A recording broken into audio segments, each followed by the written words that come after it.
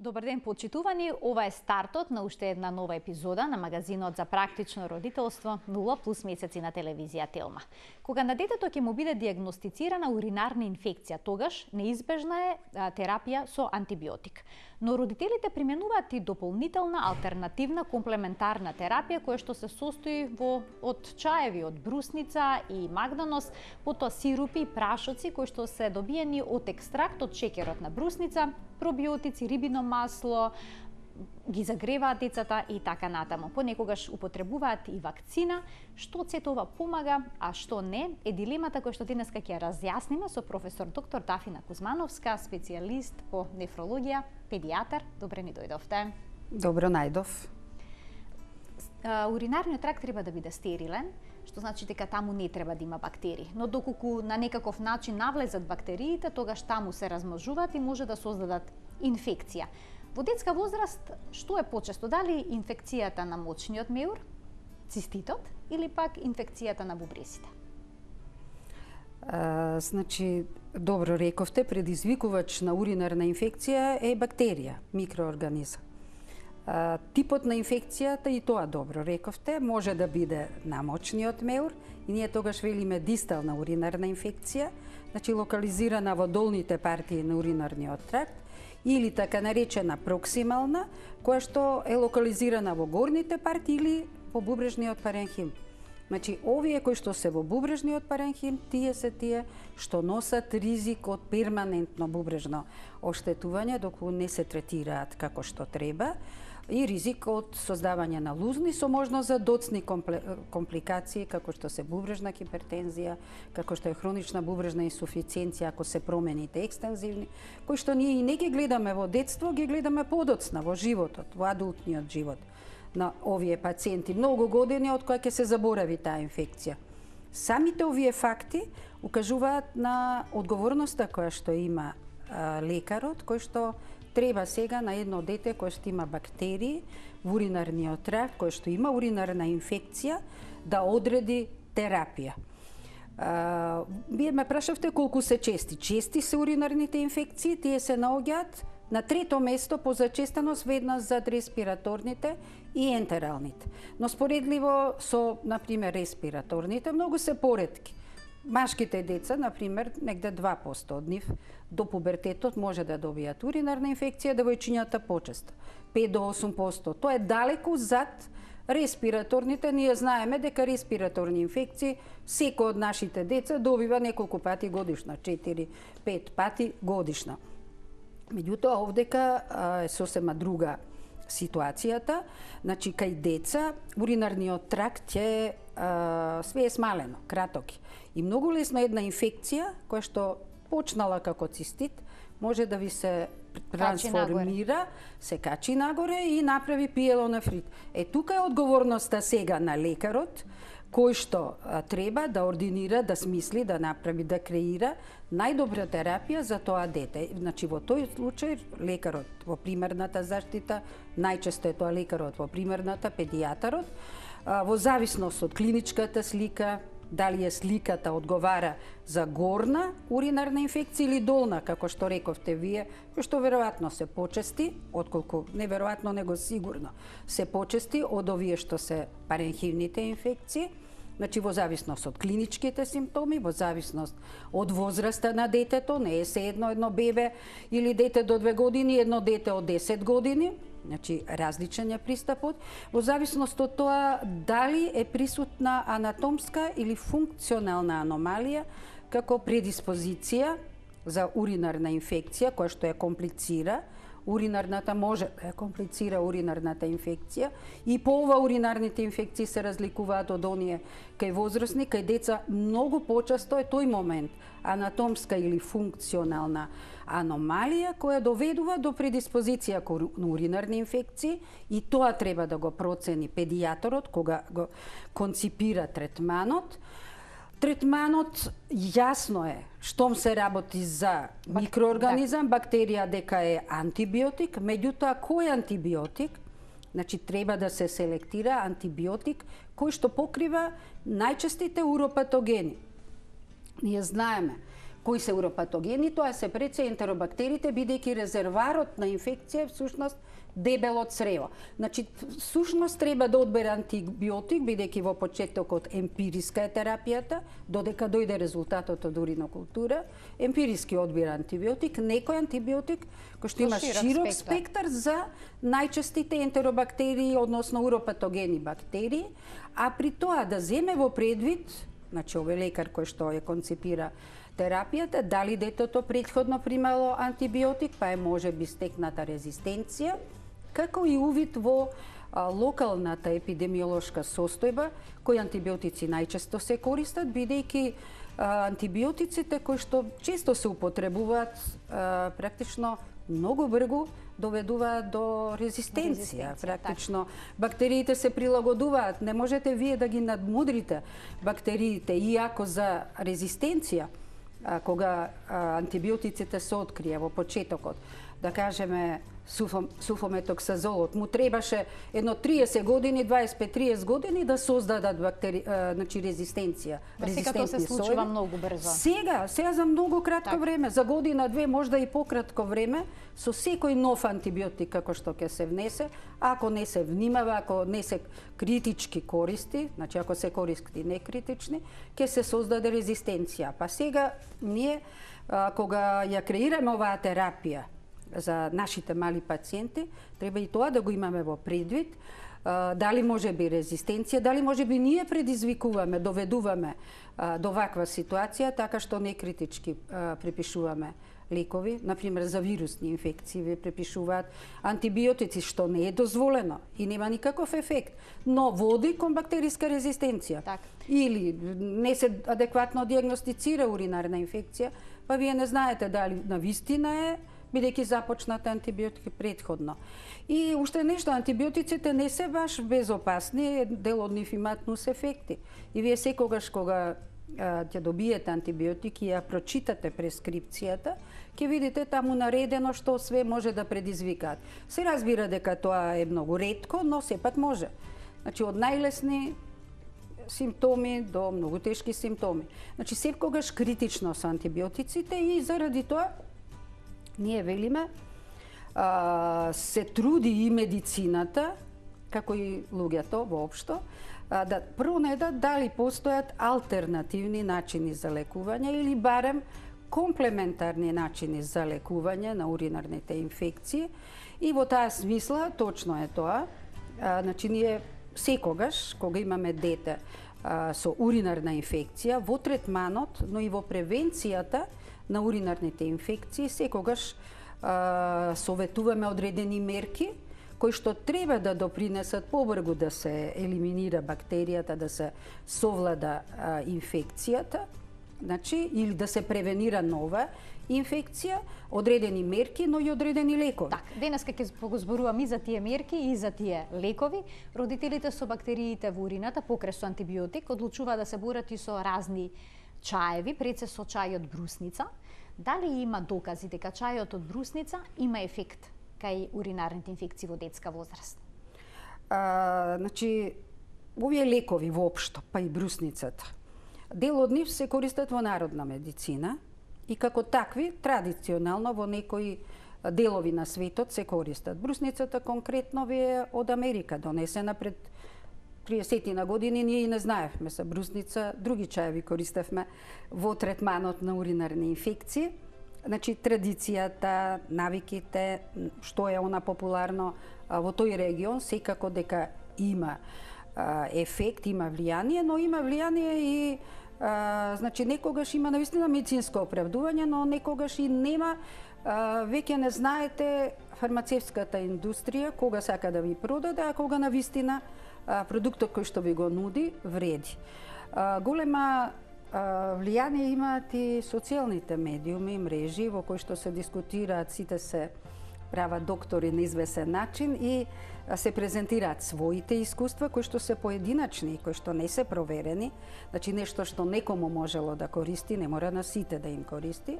И затоа е важно ние критички тоа да го видиме. Факт е дека брусницата од тие години кога се донесе во Европа, многу е популарна и се користи. Се користи во форма на прашок, во форма на таблети, во форма на чаеви, во форма на сирупи, во форма на капки кај бебиња.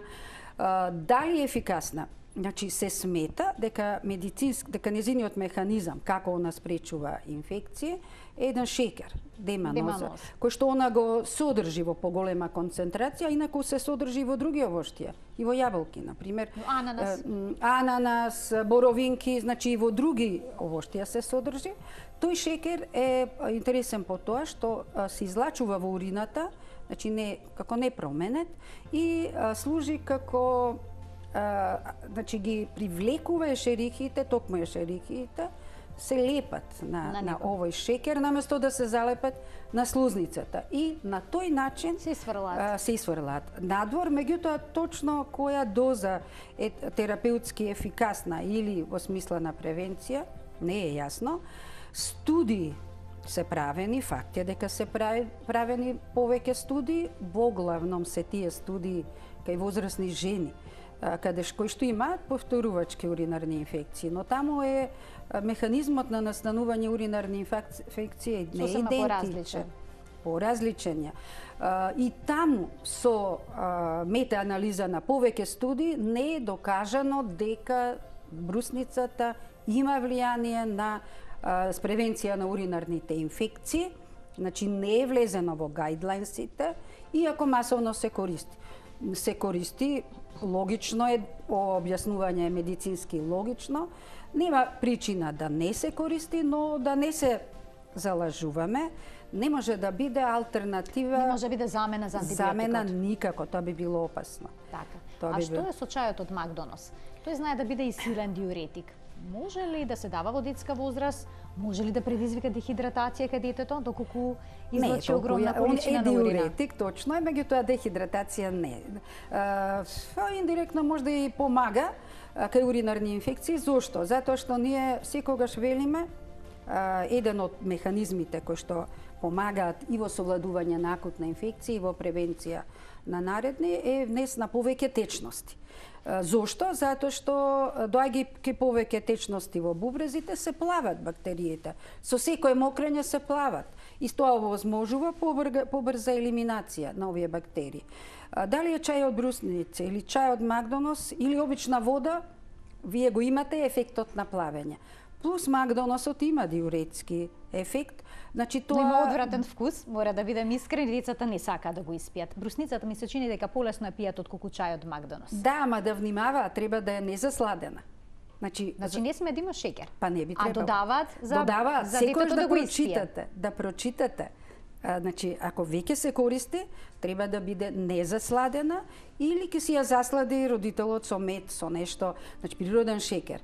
Бидејќи особено овие вештачките засладувачи, тие делуваат иритативно на мочниот меур. Така да вие воопшто во превенцијата на ваква и во третман на уринарни инфекции кај деца треба да избегнуваме све што иритира. Значи, мочниот меур. Тоа е пред се пијалоци кои што содржат кофеин, кока-кола, газирани пијалоци, пијалоци кои што содржат токму овие вештачки засладувачи, значи алкохол, да не зборуваме, значи сите тие иритантно може да делуваат на мочниот меур. Најдобро е вода или сокови. Значи, сега доаѓаме до соковите, кои сокови? Доколку имаат кисел вкус, дали е точно дека ја закиселуваат урината и доведуваат до уште поголем развој на бактерии? Или не е тоа секогаш така? Па гледате, сега не е баш така. Значи, точно е дека некои овошја и соковите од тие овошја, тие ние ги знаеме, се кисели. И логично е, значи, киселите, не само сокови, воопшто киселините, да доведуваат, не како што велат оние што фаворизираат исхрана, алкалинизација на организмот. Тоа е глупост од медицински аспект. Бидејќи тоа не постои во организмот, има многу моќни механизми кои што и да дојдат киселини во крвта, тие брзо се решаваат. Пуфери, бели дробови и бубрези. Конечно. Значи, на кој начин, всушност, ние со такви кисели продукти, меѓу нив и овие кисели овошја, предизвикуваме да се намали pH на урината, да стане кисела урината. Дали киселата урина делува позитивно или негативно? е друго прашање. Некои велат дека ешерихите подобро се совладуваат во кисела средина. Други тврдат во студии не вика, подобро е во неутрална средина. Меѓутоа, логично е дека киселиот pH, киселата мочка, штипе. Па вие ако имате дете во кој што имате воспалена со некој циститис, така. Па воспаление, едем, јасно е дека ако ставите кисело, дека уште повеќе ќе се потенцираат симптомите кои што инаку постојат, печење, пржење, примокрење, ќе одбива да мокри детето, а тоа е значи лечејќи едно вие ќе направите лоша работа, бидејќи една од мерките кои што всушност се исто многу важни е редовно и комплетно да се празни мочниот мел. Вака сега детето ќе задржува, ќе одбива да мокри. Значи, а вие напротив треба да инсистирате да мокри почесто, на 2 сати да мокри. Детето тоа можеби ќе му предизвикува болка, но сепак родителот треба да му објасни дека болката на тој начин побрзо ќе пројде. Значи, а вие со кисели сокови, тоа е сега. Кисел сок е, например, и сокот од лимон, а за лимон не важат тие правила, бидејќи е цитрат, има содржи цитрати, а цитратите, значи цитратите во организмот се метаболизираат. Се метаболизираат во бикарбонати, па лимонот не ви прави кисела урина. Слободно може да дадат алкално. Па тоа спаѓа и во таа алтернативна, ако зборуваме онаа во вистинска смисла алтернативна медицина, да речеме сок од лимун, ананас, па дури да речеме јаболков оцет, тврдат дека една голтка, иако не гледам медицинско оправдување, наводно содржи калиум и антимикробни својства, а далечниот исток прават оцет врз основа на орис, значи ферментиран орис. Значи во алтернативна медицина сите тие лекови наоѓаат место, но не наоѓаат сите медицинско оправдување.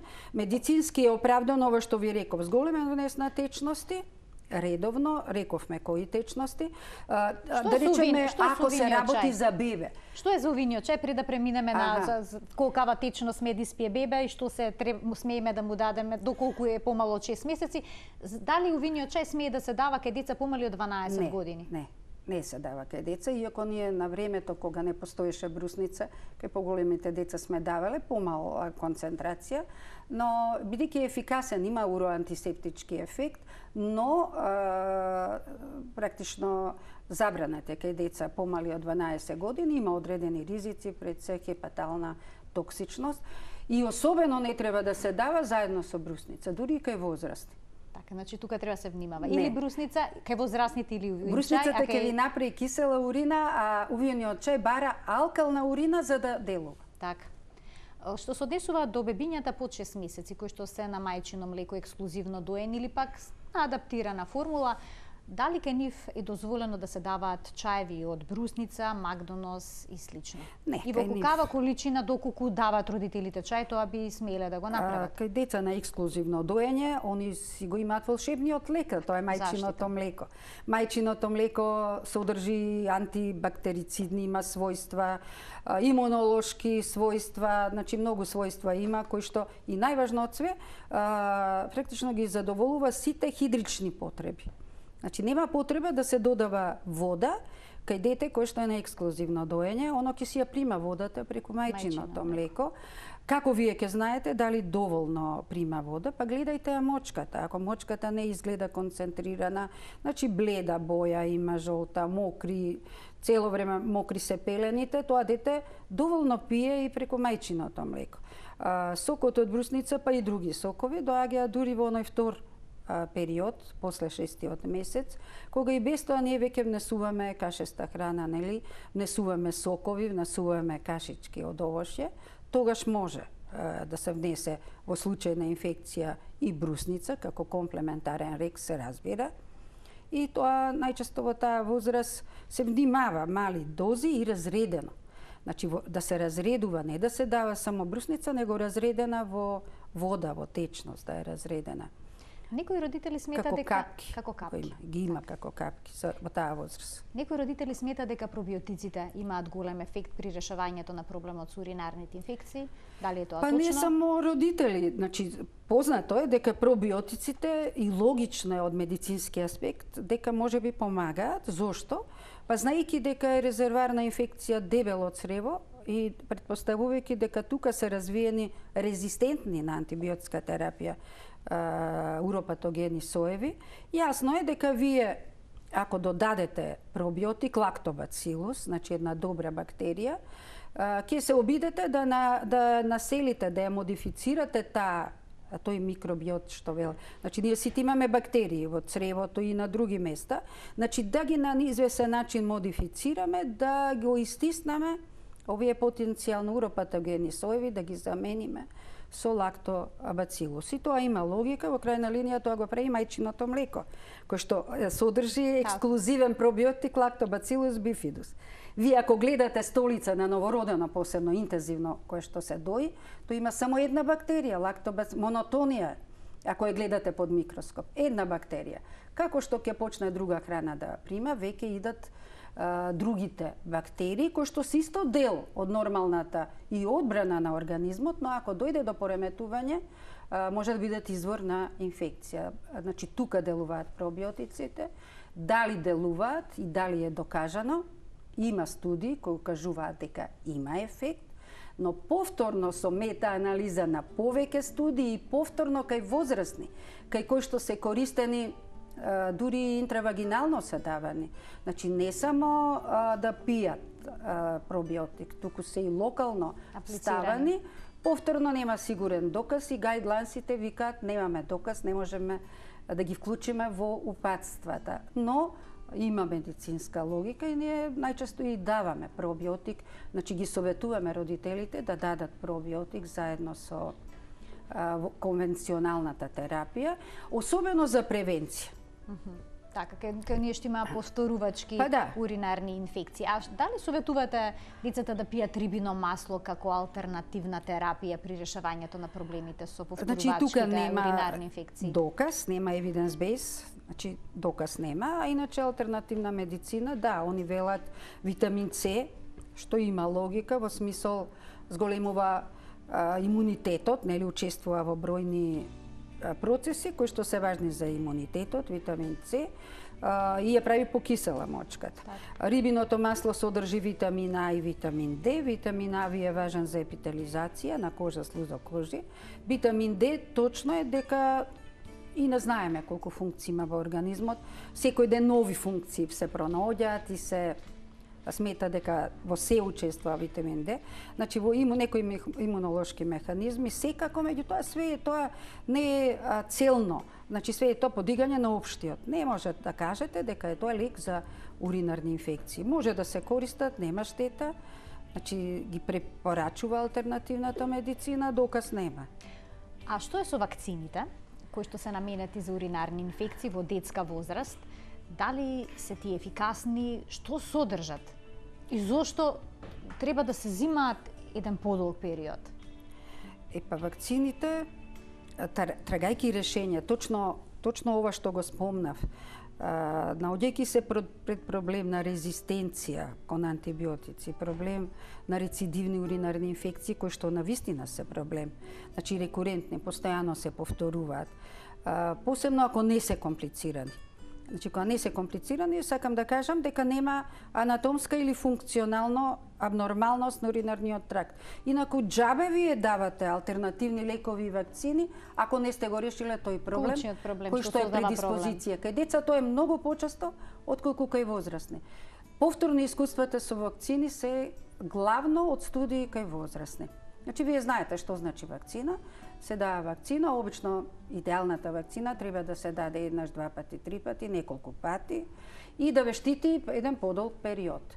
Многу е тешко вие да направите вакцина од Escherichia coli како најчест предизвикувач. 90% од инфекциите, посебно акутните инфекции, се Escherichia coli инфекции. Самата Escherichia е многу комплексна. Значи, комплексно градена, со еден дебел капсуларен ѕид, со флагели, со рецептори за железо, излачува ентотоксини. Сите те имат антигено својство и не е само една Escherichia, многу соеви, повеќе соеви Escherichia може да имаат уропатогено дејство. И тоа е тешко вие да направите квалитетна, идеална вакцина која што ќе одговара на ова што ви кажав. Инаку се прават вакцини и на пазарот, европскиот пазар, највака најдолго се користи, најмногу искуства има, уроваксомот. Значи, уроваксомот и во Европа и во Канада се користи. Всушност што е? Направен е од фракции на имуногени фракции на умртвени соеви, значи 18 соеви на Ешерихија коли и ставени во една таблета која зимате на сабајле. И треба да се зима 3 месеци. А после тоа, следните 6 до 8 месеци, првите 10 дена во месецот. Значи, долготрајно истрпувачко е таа вакцина, се зима преку уста, нели, и не штити долго. Ја препорачувате за деца? Кај деца во некои можеби многу селектирани случаи, рецидивни, некомплицирани, кај што нема анатомска и функционална, евентуално кај деца со везикулатерален рефлукс, кај што не користиме хемопрофилакс. Сме одлучили да не ги ставиме на континуирана нискодозирана, инаку има и други вакцини, бугарите и чесите, они со нивна соработка ја направија Уростим и Урвакол. Значи, овие вакцини исто содржат Ешерихија, но и некои други бактерии, од ентеробактерии. Протеус, клепсиела, едната, псеудомонас, оваа чешката вакцина Урваколот, помал број соеви со фатени, значи повторно студиите нема доказ дека се ефикасни. Има поединачни студии кои укажуваат на ефект. Има една понова вакцина на која работат швајцарски автори, во која што се обидуваат да направат вакцина од протеините, протеин С и протеин Х, ФИМ С и ФИМ Х, кои што всушност се одговорни за адхезија. Значи, ешерихите со тие протеини се закачуваат на слузокожата на уринарниот тракт и таа би се давала парентерално, но уште е во фаза на развој, а како што веќе споменавте, многу е поважно да се реши клучниот проблем, кој што создава редовни проблеми, уринарни инфекции кај децата. Професорке, ви благодарам што бевте наша денешна гостинка. Јас денеска не вклучив гледачи во програма за да не скршнеме од темата, бидејќи навистина беше многу интересно се тоа што го образложивте и ретко може да се случне вака сублимирано во една емисија. Ви благодарам уште еднаш. Почитувани, тука го заокружуваме денешното издание на НУЕН Плюс. Гостинка во студиото ни беше професорот доктор Дафина Кузмановска, специјалист по педиатрија, нефролог, која што појасни се што е поврзано со алтернативните третмани при лекувањето на уринарните инфекции во детска возраст и секако нагласи дека тие не може да бидат замена за антибиотска терапија. До гледање.